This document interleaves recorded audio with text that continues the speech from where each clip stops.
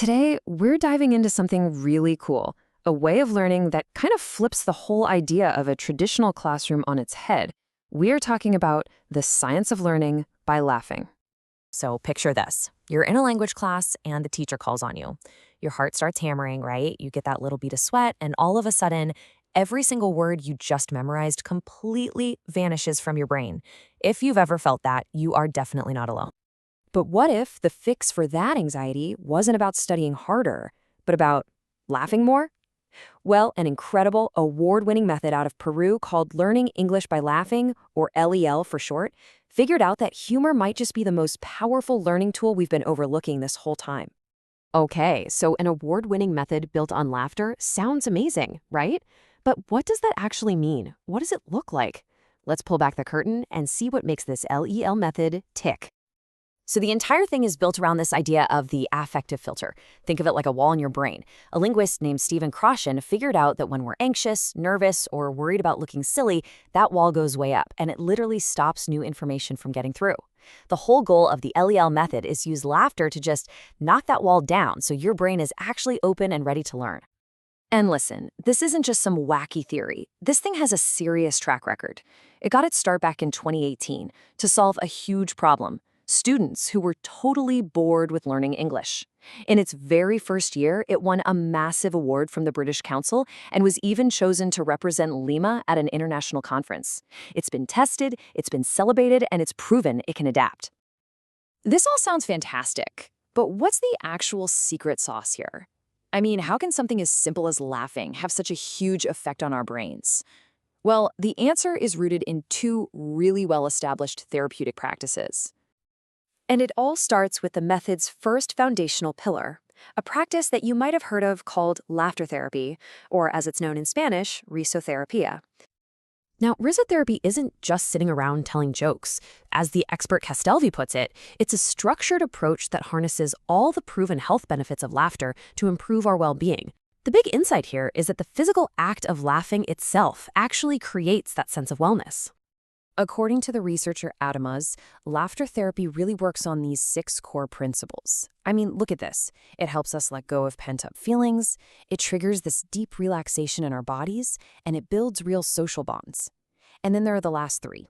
It literally changes your brain chemistry to improve your mood, it gives your immune system a boost, and hey, it even counts as light exercise. So, that's the theory. That's the foundation. But how do you actually get a room full of people laughing on cue? That brings us to the next piece of the puzzle. If laughter therapy is the why, then laughter yoga is the how. It's the engine that makes all this happen. And here's where it gets really interesting. You see, laughter therapy usually tries to get you to laugh for real, using jokes and games.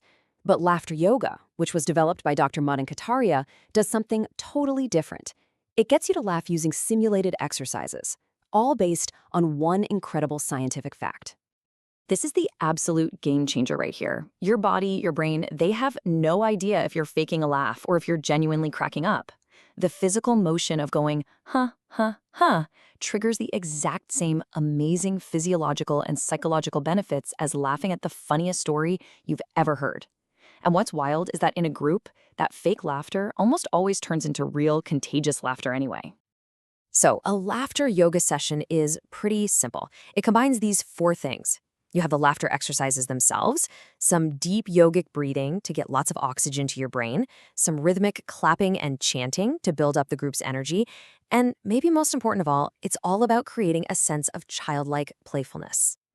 All right, so we've got the theory of laughter therapy and the practice of laughter yoga. You put them together, and what actually happens inside your body and your mind? Let's take a look at the incredible benefits that start to kick in. Okay, so this is crucial.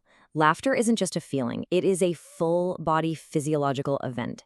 It directly lights up 3 of your body's most critical systems: your nervous system, your endocrine system, which is what releases all your hormones, and your immune system.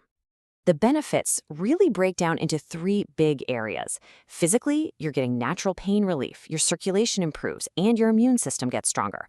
Mentally, it's a total stress killer. It literally lowers the amount of the stress hormone cortisol in your system and gives you a rush of those feel-good endorphins.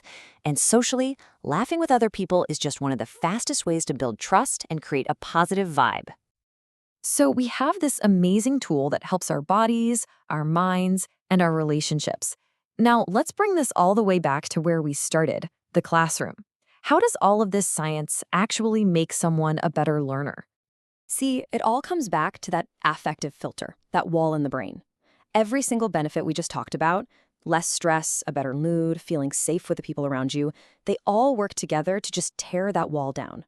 When a student is laughing, they're not anxious. When they feel connected to their classmates, they're not self-conscious. The barrier drops and their mind is finally open. And, using laughter like this isn't some crazy, untested idea. Laughter therapy is already used all the time in hospitals to help patients heal, in psychotherapy to improve mental health, and even in big companies to help employees deal with stress. Education is just the next most logical place for it to work its magic. So it turns out that one of our most basic, most human expressions is also one of our most powerful tools for just about everything: our health, our relationships, and even our ability to learn. It really makes you stop and think, right? If a little bit of organized laughter can completely change a classroom, what other parts of our lives could we make a little bit better just by making the choice to laugh?